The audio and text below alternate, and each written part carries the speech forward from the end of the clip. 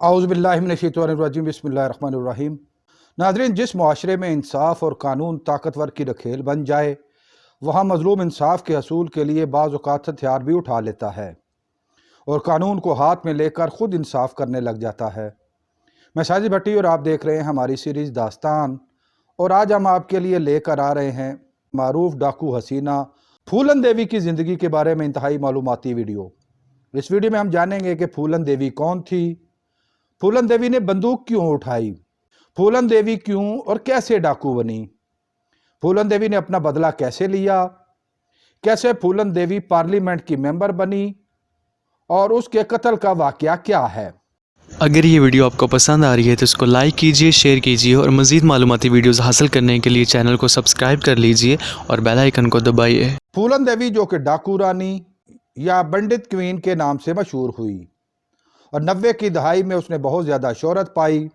ये कहानी एक मजलूम के बंदूक उठाने की। फूलन देवी भारतीय रियासत उत्तर प्रदेश के ज़िला जालौन में 10 अगस्त सन 1963 को पैदा हुई। फूलन देवी का ख़ानदान एक गरीब मल्लाह ख़ानदान था, जिसको भारत में छोटी जाति शुमार किया जाता है। हिंदुस्तान में छोटी जातियों को बहुत से बुनियादी हकूक़ हासिल नहीं। फूलन देवी का ख़ानदान गोबर की पाथियाँ बनाने, सूरजमुखी और बाजरे वगैरह की चुनाई का काम करता था, जिससे उनका मुश्किल से ही गुजर बसर होता था। फूलन देवी के ख़ानदान में उसका वालिद देवदेन और माँ मौला, जबकि उसके 4 भाई और एक बहन थी। फूलन देवी के वालिद का एक भाई बिहारी लाल था, उसका एक बेटा मायादीन था। फूलन देवी के गांव गोटा का पूर्वा में जिंदगी मामूल के मुताबिक चल रही थी। फूलन देवी के वालिद की मलकियत एक कतई ज़मीन था, जिस पर बिहारी लाल और मायादीन की नीयत ख़राब हो गई और उसने गांव के सरपंचों के साथ मिलकर इस ज़मीन पर कब्जा कर लिया। फूलन देवी का ख़ानदान गांव के किनारे एक छोटे से कच्चे घर में रहने पर मजबूर हो गया। फूलन देवी के ख़ानदान को दबाने और डराने के लिए उनके जानवर चोरी कर लिए जाते और फसलें भी जला दी जाती थीं। मकसद सिर्फ ये था कि ये ख़ानदान किसी तरह भी गांव छोड़कर चला जाए। 10 साल की उम्र में फूलन देवी इस जुल्म के खिलाफ आवाज़ उठाने का फैसला करती है। फूलन देवी ने अपनी बहन रुक्मणी को साथ लिया और जाकर मुतनाज़ा ज़मीन पर बैठ गई और ऐलान कर दिया कि यह ज़मीन उसके ख़ानदान की मलकियत है। मायादेन ने उसे ये जगह छोड़ने का कहा, मगर वो ना मानी। मायादेन ने चंद साथियों के साथ मिलकर उसको बड़ी बेदर्दी के साथ मारा पीटा। बाद में सारा मामला गांव के सरपंच के पास गया। गांव के सरपंच ने भी फूलन देवी के खिलाफ फैसला दे दिया।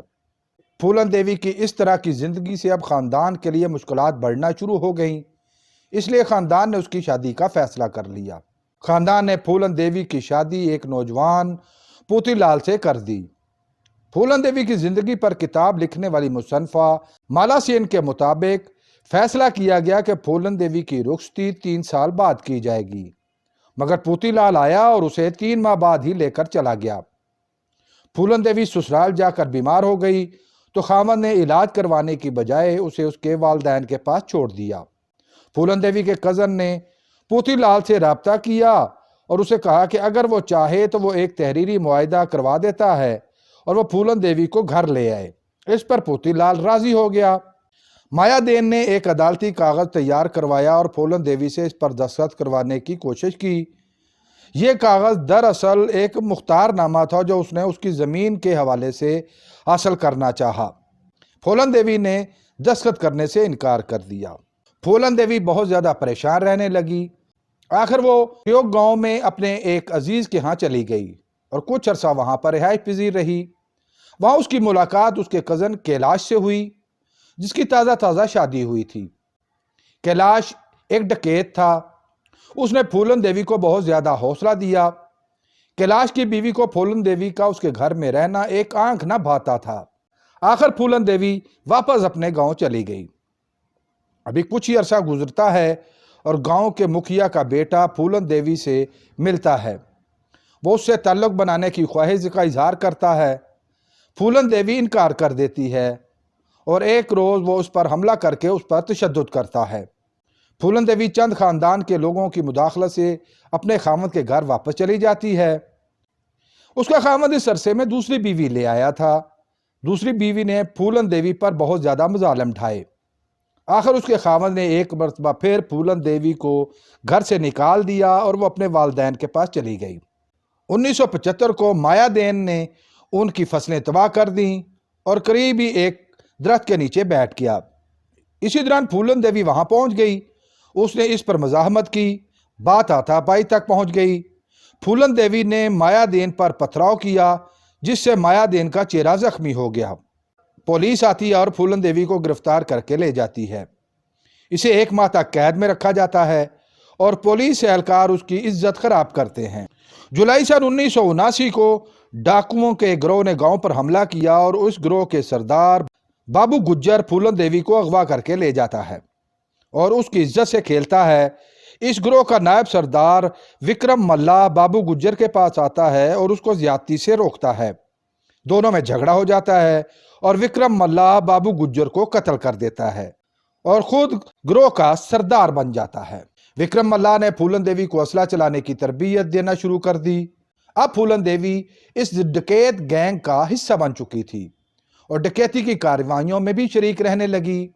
آہستہ آہستہ پھولن دیوی نچلی ذاتوں میں مشہور ہونے لگی۔ وہ اس کو اپنا مسیحا سمجھنے لگے۔ اسے داسف سندری یعنی خوبصورت ڈاکو کہا جانے لگا۔ پھولن دیوی امیروں کو لوٹتی اور غریبوں میں مال بانٹ دیتی تھی۔ لوگوں میں اس کو درگا کا درجہ بھی دیا گیا۔ 1980 میں گینگ کا ایک ڈاکو لیڈر سردار رام سنگھ اپنے بھائی لالا رام سنگھ کے ساتھ جیل سے رہا ہوتا ہے۔ یہ دونوں ٹھاکر خاندان سے تعلق رکھتے تھے جو کہ ایک اونچی ذات سمجھی جاتی ہے۔ جب انہوں نے دوبارہ ڈکیتیاں شروع کی تو طاقت کے اصول کی جنگ میں وکرم ملا قتل ہو جاتا ہے اور پھر پھولن دیوی سری رام کی قید میں چلی جاتی ہے۔ سری رام سنگھ اسے گاؤں بہامی میں لے جاتا ہے اور کئی مرتبہ اس کی عزت سے کھیلتا ہے۔ اس کی بے توقیری کی جاتی ہے۔ اسے بغیر لباس کے گاؤں کے کنویں سے پانی لانے کو کہا جاتا ہے۔ یہ مظالم کا سلسلہ جاری رہا۔ ایک دن پھولن دیوی اس کی قید سے بھاگ نکلنے میں کامیاب ہو جاتی ہے۔ وہ ایک ڈاکو مان سنگھ کے ساتھ مل کر اپنا ایک الگ ڈاکو گینگ یا گروہ بنا لیتی ہے۔ 14 فروری سن 1981 کو پھولن دیوی اپنے گینگ کے ساتھ بہامی گاؤں پر حملہ کر دیتی ہے۔ اس نے اسپیکر پر گاؤں والوں سے کہا کہ سری رام سنگھ اور اس کے بھائی کو اس کے حوالے کر دیں یا پھر بھیانک سزاؤں کے لیے تیار ہو جائیں۔ گروہ نے گھروں کو لوٹا اور گھر گھر تلاشی لی مگر دونوں نہ ملے۔ اس پر پھولن دیوی نے ٹھاکر جاتی کے 22 مردوں کو پکڑا اور دریائے جمنا کے کنارے لے جا کر ایک قطار میں کھڑا کر کے ان کو گولی مار دی۔ ان میں 20 لوگ مارے گئے جبکہ 2 زندہ بچ گئے۔ بہامی ٹھاکروں نے وزیر اعظم اندرا گاندھی سے رابطہ کیا اور قانون پر عمل درآمد کے لیے درخواست کی۔ پولیس پھولن دیوی کو تلاش کرتی رہی مگر پھولن دیوی ان کے ہتھے نہ چڑھی۔ کئی مرتبہ وہ گرفتار ہوتے ہوتے بچ گئی۔ آخر سن 1983 کو مدھیہ پردیش کے وزیر اعلیٰ کے سامنے اس نے اپنے آپ کو قانون کے حوالے کر دیا۔ یہ منظر دیکھنے کے لیے 8000 سے بھی زائد لوگ وہاں پر جمع تھے۔ پھولن دیوی کے خلاف اغوا، ڈکیتی اور قتل کے 48 چارجز لگائے گئے۔ گرفتاری دینے سے قبل پھولن دیوی نے چند شرائط پیش کی جن کو قبول کر لیا گیا۔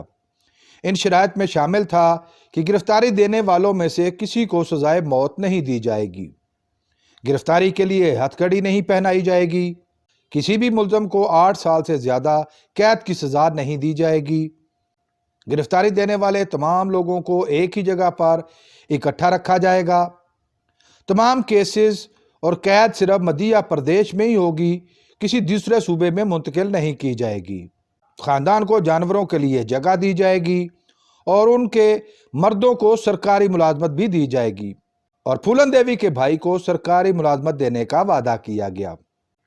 اس معاہدہ کے بعد پھولن دیوی نے اپنے 17 ساتھیوں سمیت ہتھیار ڈال دیے۔ عدالت میں پھولن دیوی کا کیس چلنا شروع ہوا۔ پھولن دیوی نے بیان دیا کہ قتل کے وقت وہ موقع پر موجود نہیں تھی۔ زندہ بچ جانے والے 2 ٹھاکروں نے بھی صفائی دی کہ ہم نے پھولن دیوی کو موقع پر نہیں دیکھا۔ رام اوتار نامی ایک ڈاکو ہی موقع پر احکامات جاری کر رہا تھا۔